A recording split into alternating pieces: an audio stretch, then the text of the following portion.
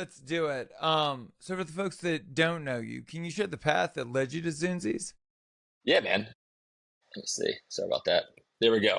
Uh, yeah, man. So super excited to be on here with you. My background that led me to Zunzies is I really, I've had a very, very blessed upbringing. So I'm one of those guys that just I grew up with an amazing family that gave me opportunities and really could have chosen any path. I was going to go to law school, tried Five Guys while I was in college when they were on the up and up in '05, '06, and had a conversation with my parents. And it snowballed into us signing a franchise deal for 7 locations while I was in college for coastal Georgia and South Carolina, so the Savannah, Georgia market as the home base. And spent my last year of training in college. I was at the University of Florida getting a degree in finance. So spent the weekends in Jacksonville my senior year flipping burgers with a great franchisee down there and a mentorship program as the first pilot of a franchisee, co-mentorship program. So I learned how to flip burgers, shake fries, and hoping that paired with a business degree, we could figure it out. Luckily, we partnered with a unicorn brand that just came out gangbusters, and kind of the sales cured all problems. Was able to grow from 1 location in '07. I had 3 by 2009. Was just turning 24 with 3 locations. Baptism by fire. It was a complete shit show. Yeah, I was, had locations 100 miles apart. I was visiting every location every day, putting fires out God. everywhere. It was just, I'm happy I was 21 years old doing it. And there were so many great things that were lined up, but I really learned it from the bottom up. I go back to, I remember when I was asking my family, I was like, hey, so, what's our budget to be able to hire, a manager? And a franchisee told my family, they go, oh yeah, like a Waffle House assistant manager could easily be a GM. Nothing against Waffle House or assistant managers. I needed a director of operations who was very Right. highly qualified to do it. And we certainly didn't have that at that time. And so I was, it was a mom and pop where I was doing everything. It just, the books at night. I remember, I was doing payroll on Mondays with a bottle of wine, as my reward to myself. It was a brutal experience that I would never want to put on anybody else. But I was able to see, every aspect of the business and have to go through doing it as a franchisee of an amazing brand. And so, you buy a franchise, and the idea is that it's a business in a box. You But it hope. really isn't. Right? You hope. You think. More often than not, it's not. But what it is it's a blueprint. And That's so, right. I would ask you, like, what did you take away from the Five Guys blueprint that you were like, this makes sense, this is replicatable, this is repeatable? Right. Yeah, they were a honestly just a big hot dog stand. Especially at that time, they even had a simpler menu than they have now. They didn't have milkshakes. They had one size fry or 2 size fries, one size drink, like very simple menu. And so it was just really a very simple premise of find great locations, run great operations, and quality service, cleanliness, just really, really basic fundamentals. And at that time, there really wasn't that segment. There was McDonald's, Burger King, Wendy's. Then there were the smaller, Fuddruckers, some other brands like that, Backyard Burger when they were in their prime, getting going. Regional players like In-N-Out, but they were really the first one to pioneer that better burger business and be able to grow. And I got those incredible fundamentals of the restaurant business that if you just do these basic things very, very well, take care of those, and then have a great concept, location concept operations that you can do well. And that's what led me to Zunzies. Zunzies opened in 2005. We've got our 20th anniversary this year, which is pretty awesome. Coming on, it's our 10th year that I've owned it. So it was, so I moved to Savannah to open our second location, downtown Savannah. And everyone was saying, you got to go try this place, Zunzies. I go there. There's a line wrapped around the building with 50, 100 people. I wait in the line in the scorching heat. I get up there. There's a guy yelling at you, shit, yeah. And giving you chicken samples and giving you sweet tea samples and selling you bottles of sauce. And I just take it all in and I go around and I have the best sandwich I've ever had with the best tea I've ever had and these sauces that are incredible. And I've got that lens of concept, location, operations. And it's this very simple. They didn't have a great location. They were not running great operations, right? But the concept resonated. And I recognized that the people in line were saying shit, yeah. And their team was saying shit, yeah. And when you have those 2 key stakeholders saying your motto, there's some magic there. And so in that moment, I said, someday I'm going to buy this and franchise it. And I had one location at the time. And so I'd go roughly once a month, talk to the founders. I'd go and get my favorite sandwich, bottles of sauce for the house, tea, and say, hey, if you ever want to franchise or sell, let me know. I'd kind of update them on the development that I had with Five Guys, built enough of a relationship that when the pain of them running the mom and pop restaurant, they actually opened a white tablecloth Zunzies, which is kind of weird, called Z2. Super weird. It was just like a bigger treehouse of horrors in the restaurant business. And it just kind of broke them down to where they just wanted to sell. And so they came to me. Luckily, they called our location at our downtown Savannah. The manager took his name and he called me and said, hey, this guy Johnny wants to sell his restaurant to you. So very thankful to that manager. Unfortunately, I can't remember who it was because it was one of those you just don't know what it is. But he did his job and put it in the red book and then called me. And that's it. And so at that same time, I was also, my portfolio, I think I had 5 or 6 locations at the time. So in the franchise business, I bought 7 locations. I was turning 30 and I had a good business, but it's, unless there's real estate tied to it, you've got to keep on growing. It's really a cash flow model. It's not a lifetime business. And so I was looking at other brands. And at that time, Which was up and coming, First Watch was up and coming. I was in a full, 2-day part business closing at 10 o'clock. So I was like, maybe a brunch concept would be good. So Flying Biscuit was another one. Sure. And nothing got me as excited as Five Guys, right? There was some magic there. Once you kind of kiss a unicorn, it's hard to go back. Those brands have, done very, very well. So that's great. But it didn't hit me as hard. And so, at that age, it was just the right time. Wasn't married. And I said, hey, let's just go ahead and take the leap of faith and go from franchisee to franchisor. And that's an enormous leap. That is not easy. And that set me off on a path where I had 2 years of overlap, ended up completing my development agreement, used those restaurants that I had from an org chart to incubate it, partner with another Five Guys franchisee to help kind of fund it and do it. I was the one really steering the ship. We took our sales from right around 900,000 to 1.5 million and 1,000 square feet. So all of our economics were there. And then I was like, let's go open a second location, right? And so we said, let's go to Atlanta where restaurants go to die. And that's what I was told. Let's pressure test it. Let's go to learn, because if I'm going to I was already a franchisee, and I'm like, I think I know what a franchisee wants, and I can't just open a second location here and not learn, because I knew that it wasn't perfect. There were some unique aspects to this little hole in a wall, 2.5-story location with a parking lot patio, right? There was just a magic of those hole in a wall spots that you don't know if you can replicate. So opened in Atlanta, took 2 years to get it to where we, had the numbers to where we could combine and franchise. Picked the wrong location in Atlanta, right? So really tough at that time to find great spots. Didn't know the market. Seemed right, wasn't. Got all that FDD done for Zunzies, which is a takeout delivery catering model, sandwiches, wings, and chips. And then COVID hit, right? At the same time, COVID hits and my lease runs out and the landlord goes, at my original location, I don't want you there anymore. I want to put a UPS store. So I find myself in 2020, March, signing a location for now a bar concept, because I'm like, I'm done with this. It's a shit show. I was in the Virgin Islands 2 years before, and I was like, I think I could open a beach bar concept with this food. We got the rainbow umbrellas. We've got this motto and this vibe that can go. And I'm like, if worst case scenario, at least I'm going to be working in sandals in a cool destination, or worst case scenario, I'll be traveling to cool spots. If we grow this and franchise it, we're not going to be, converting a Five Guys that was in a Target shopping center that's now a Big Lots, right? Sure. Just not as exciting. So that's the journey. And, we did that and, basically took a fast casual model, led with an elevated bar experience. And that's what it was. And that's how we started. And we did it with kiosks. It was 2 separate transactions. We treated them as separate businesses.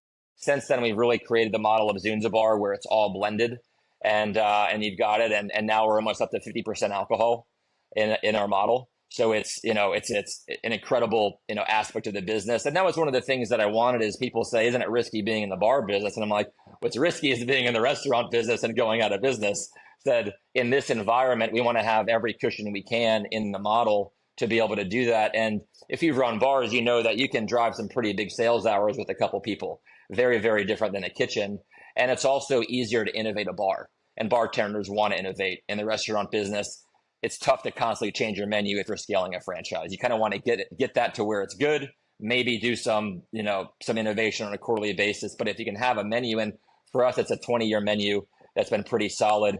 We're actually, I'm a big believer marketing and innovation are the key in this environment. You have to constantly be doing those things and moving towards the ball, which is the shit yeah experience we talk about.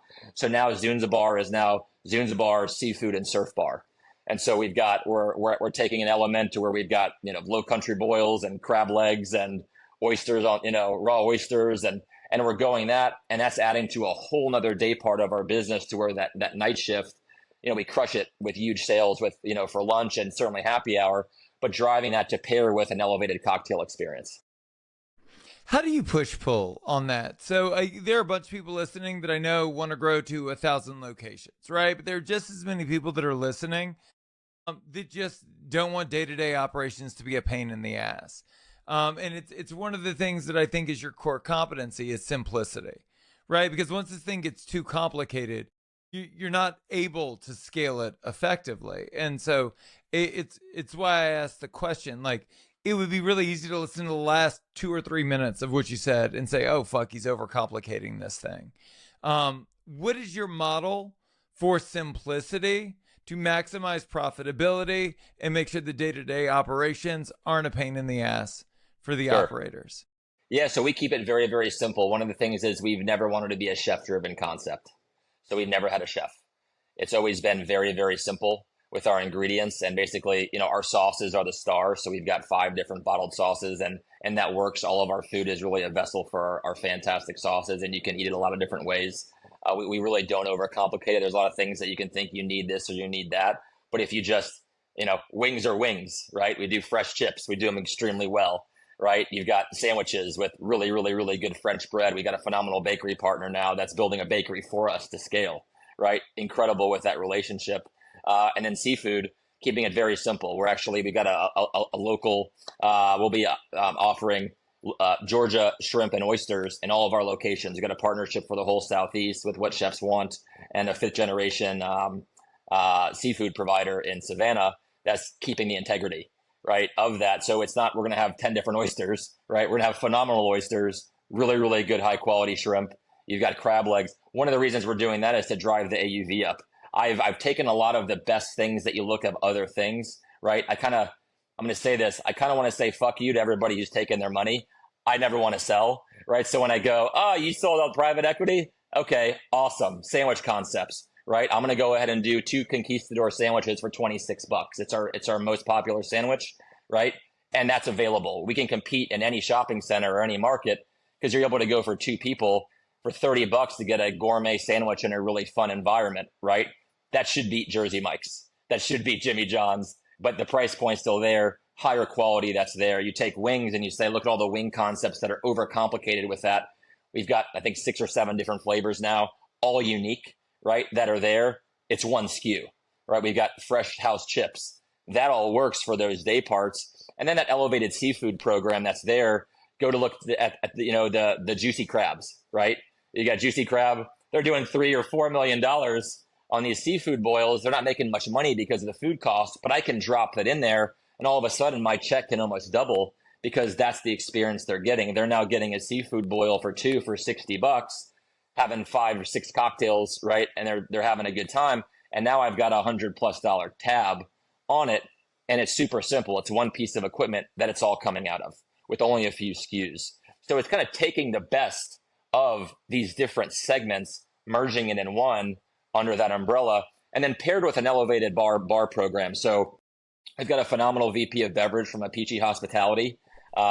Really, it's one of those things that God brings the right people at the right time. COVID brought him in. He helped us open Zunzies. Then he went with Peachy and opened, I think, 40 elevated boutique hotel bar concepts all over the country, from South Beach, Chicago, LA, amazing properties. And at his time of his life, he kind of wanted to just go all in on something, and was able to reconnect with him. And so now we've got this, top-notch bar program that's there. And the whole idea of it is, the restaurant business sucks. We're here to change it. That's our vision statement, right? Honestly, I fucking hate the restaurant business. Okay. I'm kind of in it too deep, right? But I'm in it with purpose, right? It's one of those things that I could probably go be successful with everything I've learned in something else.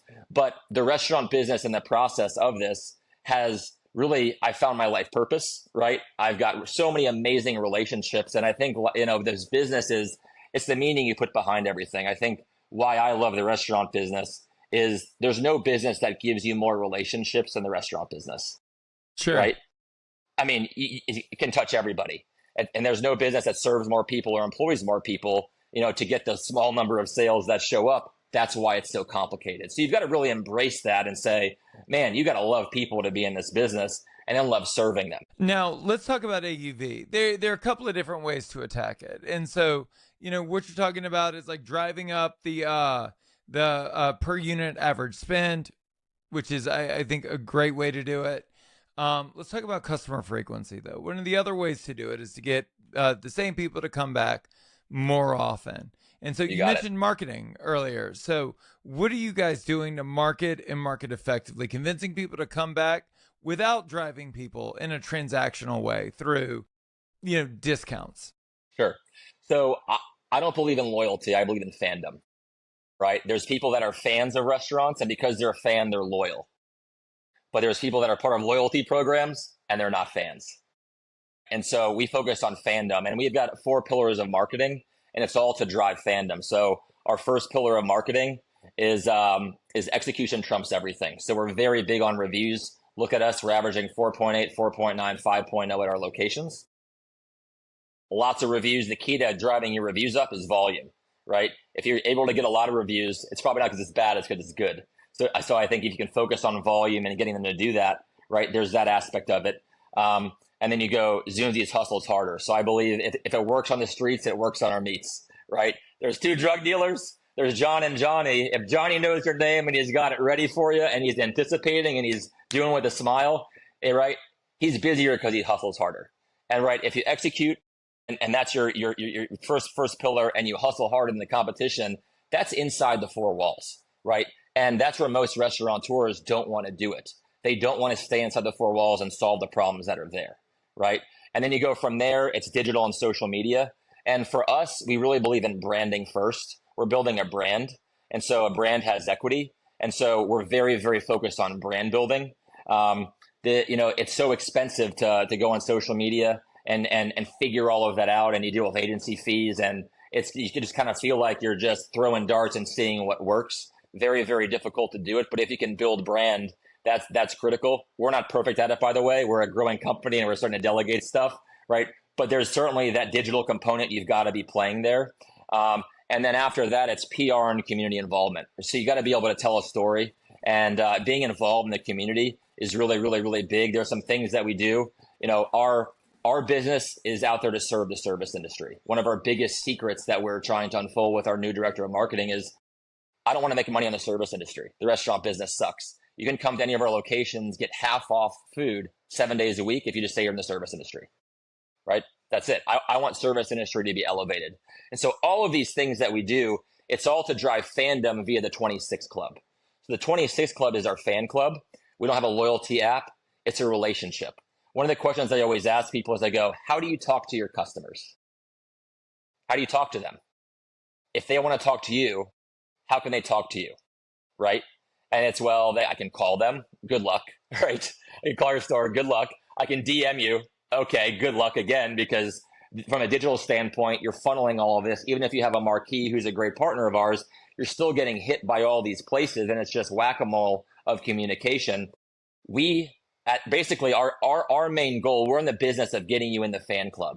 And all that is getting you to just text us, right? And so in the 4 walls, we want you to join, and we run a lot of things to where you get a free bottle of sauce, or your first time in with the 26 Club, free sandwich, right? But we get you engaged. And then there's 2 things that I believe. Engagement equals EBITDA, right? So if we're texting you and you're responding, now I have a relationship, right?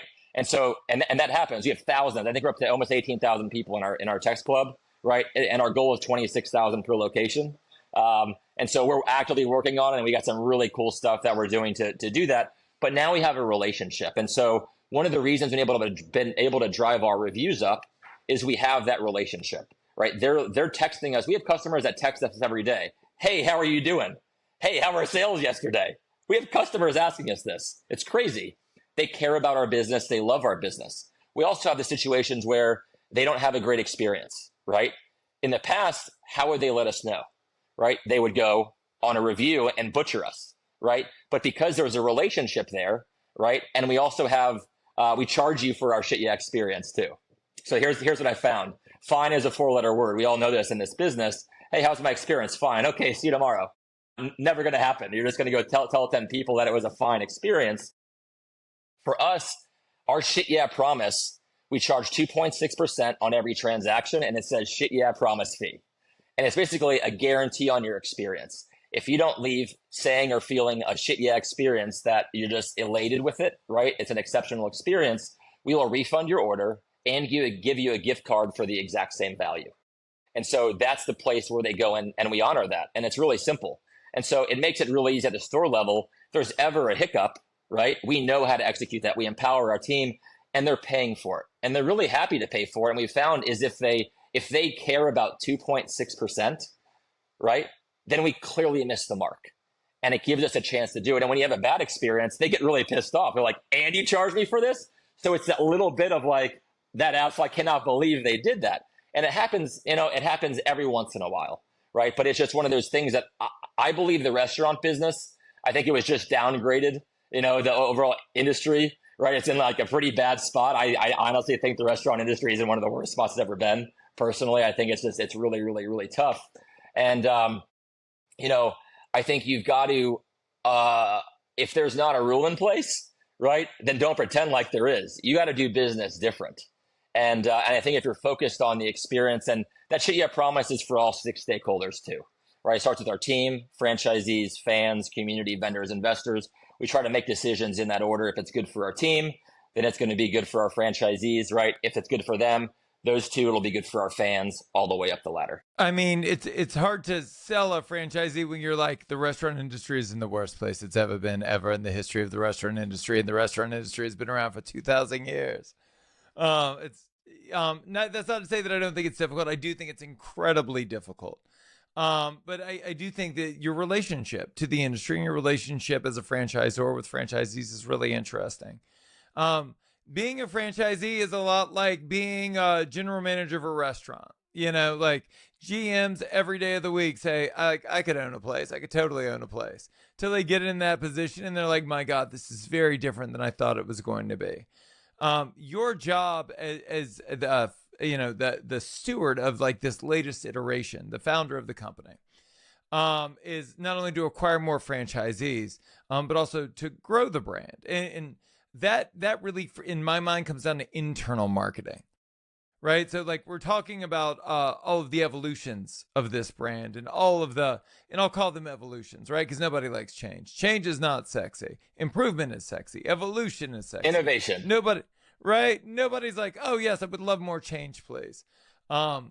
You've got to sell it. I mean, you've not only got to sell it to the line level employees, but you've got to sell it to the franchisees that then have to go on this bold new experiment with you. And so I would ask you, number one, how do you choose franchisees in a way that they're willing to take this ride with you? Because you're still in the early stages of figuring out what this thing is ultimately going to be. Which, I mean, is sometimes the death of great brands. And then the second part is like, what tools do you give them to sell it down the chain to line level employees? That's right. So we've built out an outstanding org chart. So we're committed to doing it the right way. I say I'm on a 10-year journey right now on a 50-year business plan. Right. Sure. My goal is an infinite business plan. I'm not looking to sell this. I've attached my life purpose to it. And so I wholeheartedly believe, and it's already happening. We're seeing other concepts locally offer half off for service industry because they're seeing it. Right. That's how you change it. Right. Just because they see that, hey, one of the ways to grow is give to grow. Right. And then who are you giving? And that's a big thing. For a long time, one of our values was grow to give. And you need both. It's like, why are you growing? Well, so I can give, but you need to give first to grow. And so to go back to that question of how do you select your franchisees, right? We don't need 1 million franchisees. I believe you don't get more of what you're not a good steward of. And having been a franchisee, right? The idea of having 100 plus franchisees, right? Every single time I engage them, I'm like, oh yeah, you're that guy, right? Oh, it's like, which Atlanta franchisee are you? There's 20, right? Right. That's making your key stakeholder in your organization really special, right? Not at all. So, what we want to do is it's steady growth, right? And really we look at our growth as we can only grow as fast as we can be a good steward of the relationship that we have in the business, right? And that's it. And it's no different. I believe that, stewardship is key. The restaurant business, I believe, is the worst steward of any industry of the two most important stakeholders in their business. I believe they're a terrible steward of their team and a terrible steward of their existing customers, right? Who you're trying to turn into fans. You're applying to a restaurant and you're getting sold that it's the best place ever. Even happens in our business right now, okay? And we drop the ball. There's no perfect business, but you go in there and it sucks. You think it's going to be great. You're sold this whole thing. And then you get in there, it's like, it's a broken squeegee, right? What am I supposed to do? Clean the floor. Sorry, it's just death by 1,000 cuts in this industry. And so just being a good steward, you don't get more great employees, team members, unless you take care of the ones you have.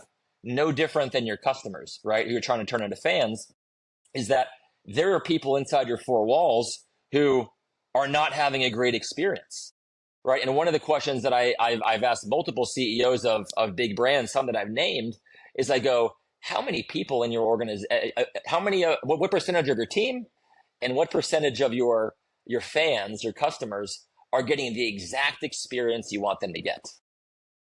Exact, like boom, nailed it across the board. And it's wild to get the discrepancy, right? I had one CEO of a brand with like 1,000 units and they said 80%. I'm like, whew, that is a high number, buddy, right? You may have 1,000, but that is like, I honestly, I wouldn't want to work for that guy, right? The reality is that there's no way that's happening, that your team is at 80% and your fans are too, right? I'd say we're probably at 20%, right? Or maybe our standard is very high, but it's just that humble approach of what it is. And so I believe if you're fanatical about the people that you already have in your business, right? And that applies to all stakeholders, then you're going to do a lot better and then you'll get more of them. And then you'll get more customers and that means you can open more stores. And that's it. And so that's a philosophy. And I believe every business needs an X factor. And I would say everybody should try to adopt the X factor of that they value the relationships in their life and business more than anybody else, right? That's it. Because this business is really about relationships and loving people and leading with love and being a blessing and giving people what they want. Those are, three of our values that we call it how to 26x your business is building relationships with those three. And because the business is so hard, those things kind of go out the window. And the majority of restaurants are focused on serving their fans.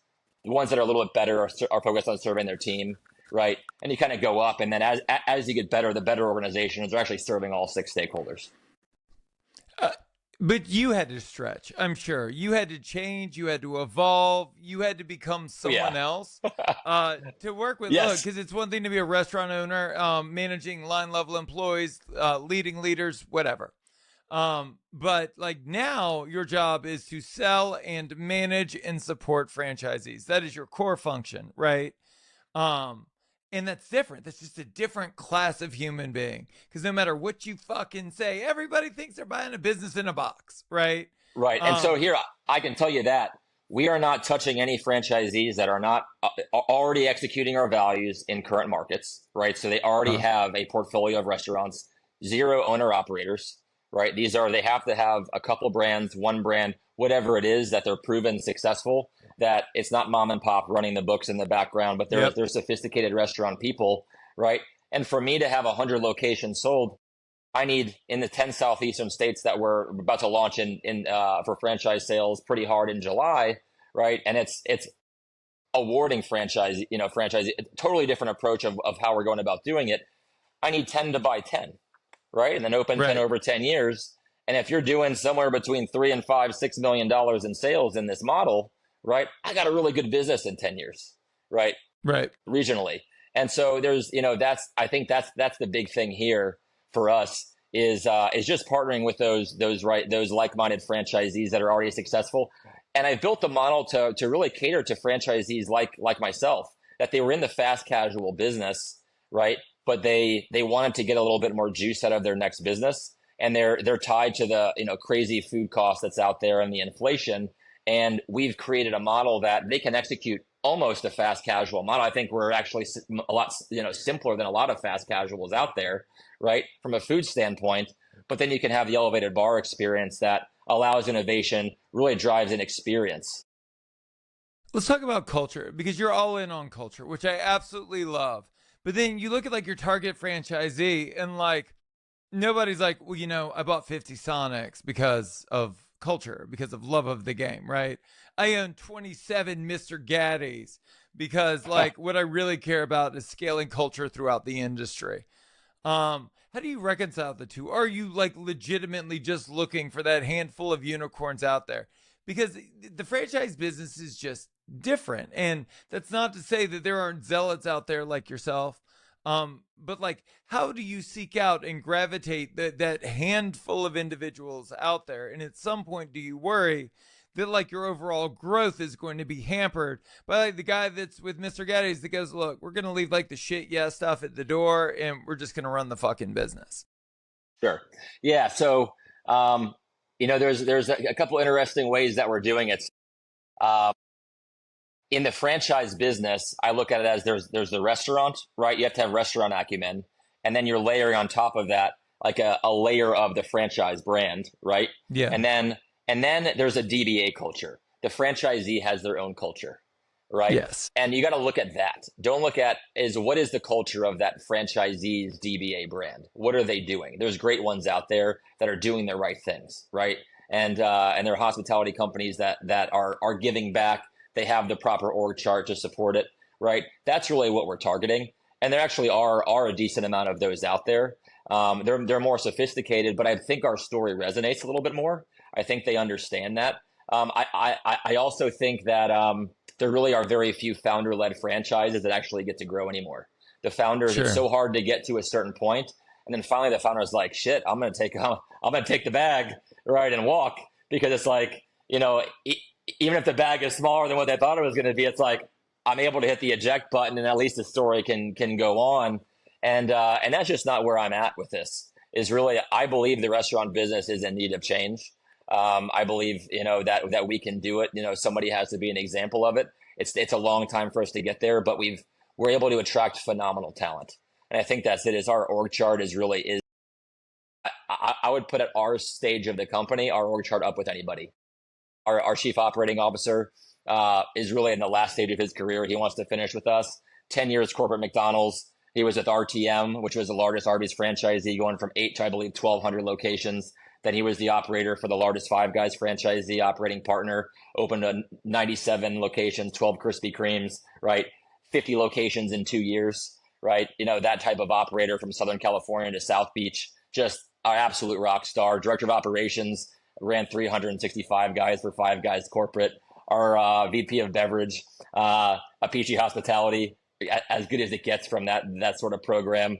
Controller was with Kevin in regards to that Five Guys organization. So we've got a cohesive team there, and you just go down the list. We just have a phenomenal team that's built out. Our org chart at this time could easily service 25, 30 locations. Right, we're spending that money to do that so we can grow correctly, really with the focus on driving value in the company. I believe we can drive the value of the company at a rate that's higher than the cost of doing it to get to that side. So we're at a big turning point of the business with that approach, and it's to serve the franchisees. It is hard to be a great franchisor, and we know at this stage to attract the right franchisees. When you commit to an org chart like we have, we're not playing around.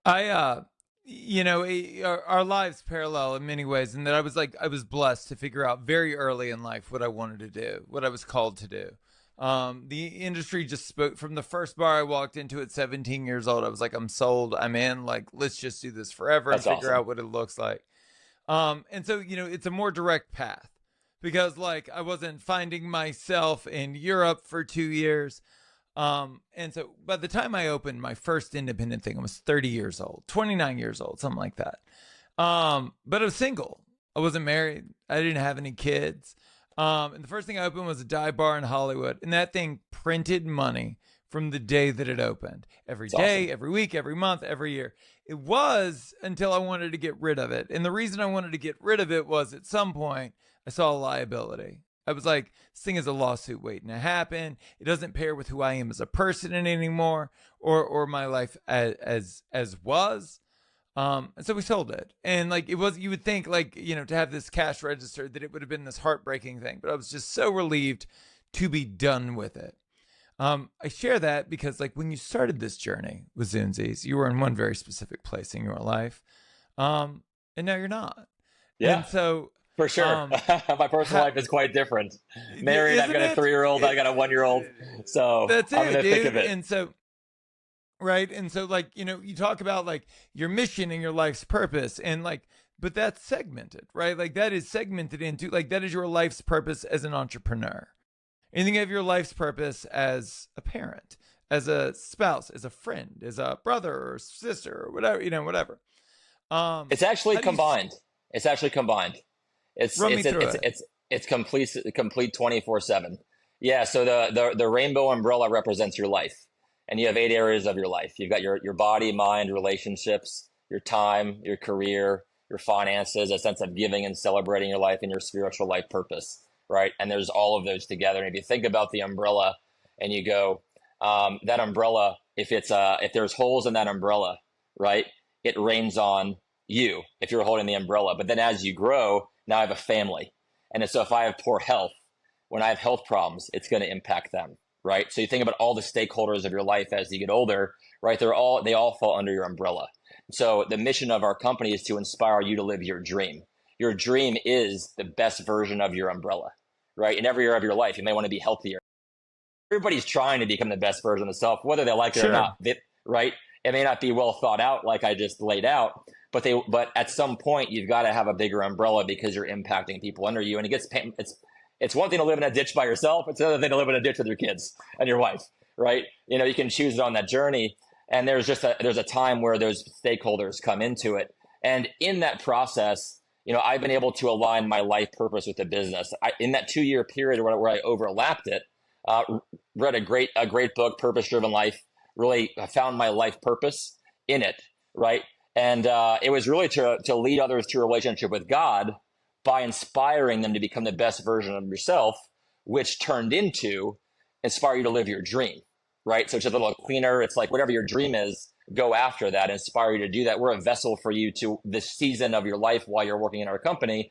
Hopefully we can move you closer to your dream, right? For me, I can live that knowing that if you're in the process of trying to become the best version of yourself, I believe that at some point you're going to end up having a relationship, some sort of spiritual relationship, right? It's going to drive you to it. Life is designed, in my opinion, to kind of push you to your limits, and then it's going to say, right, kind of give up a little control and say, kind of, instead of me forcing everything, that my personal take and my experience is life is happening for you, not to you, right? And once you see that, you know, there's good in every problem and it's all designed and it's working for good, right? Then life starts pulling you in the direction you're supposed to. You're not pushing where you're getting tired, but it's pulling you to that spot. And so that's it. This business, you know, so that applies to everything in my life.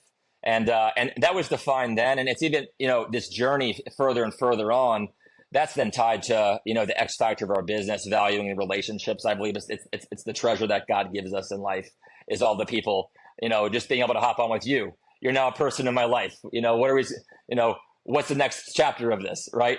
It's really what we choose to do and the meaning we put behind it.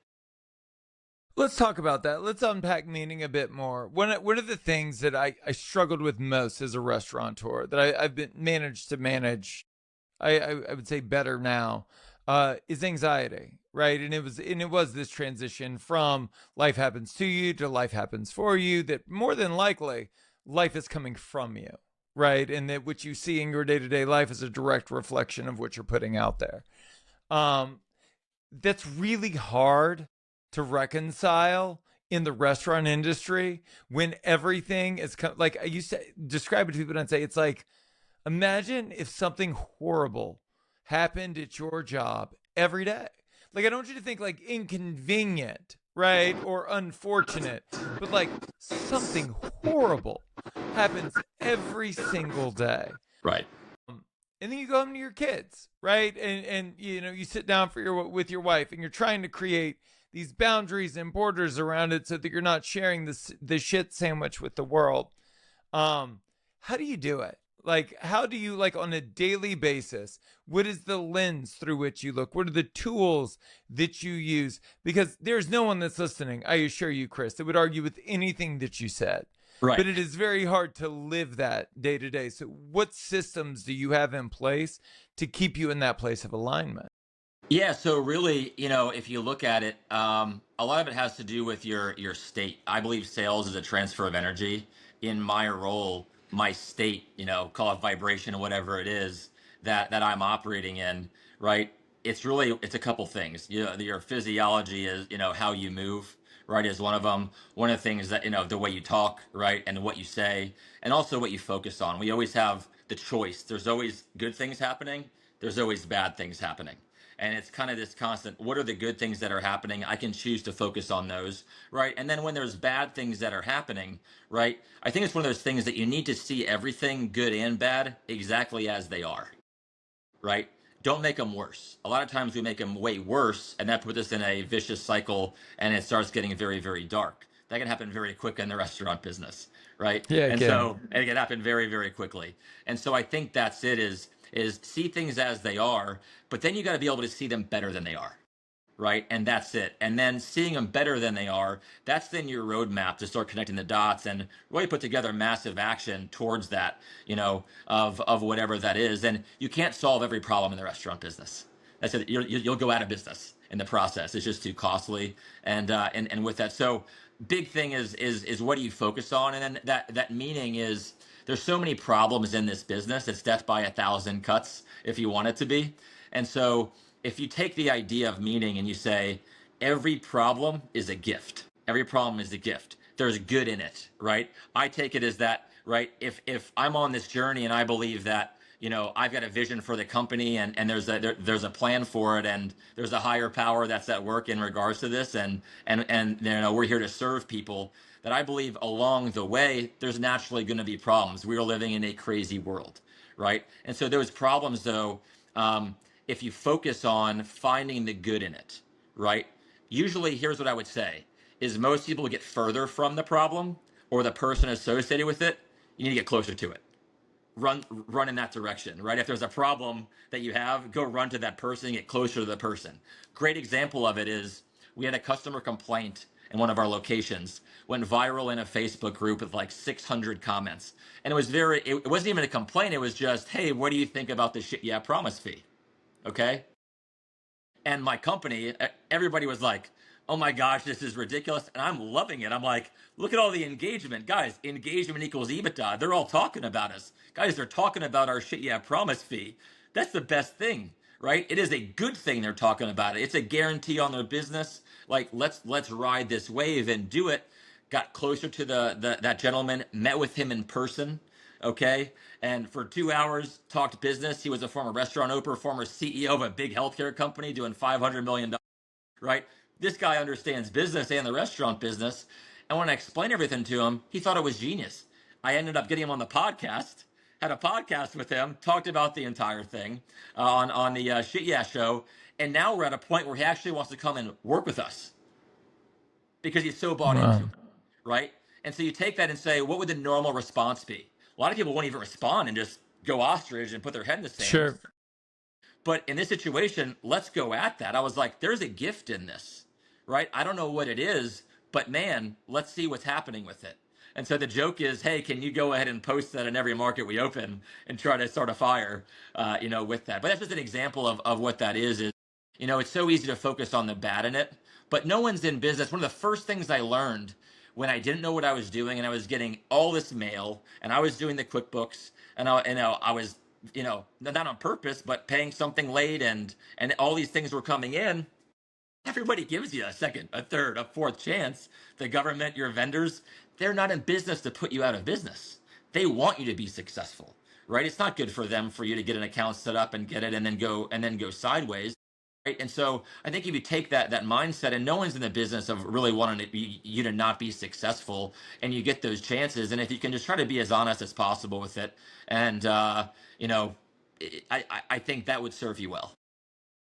I've got one last question for you. Yeah, man. What's the advice that you needed most in your life or your career that you didn't get? Oh, this is one of my favorite things that I would say. There's a couple, but the number one that probably I could have skipped all of college is just, the marketplace compensates you on the value you create. So focus on value creation, right? I think that's a big thing, is just, are you creating value as you're building your business? I think that's a really, really important thing.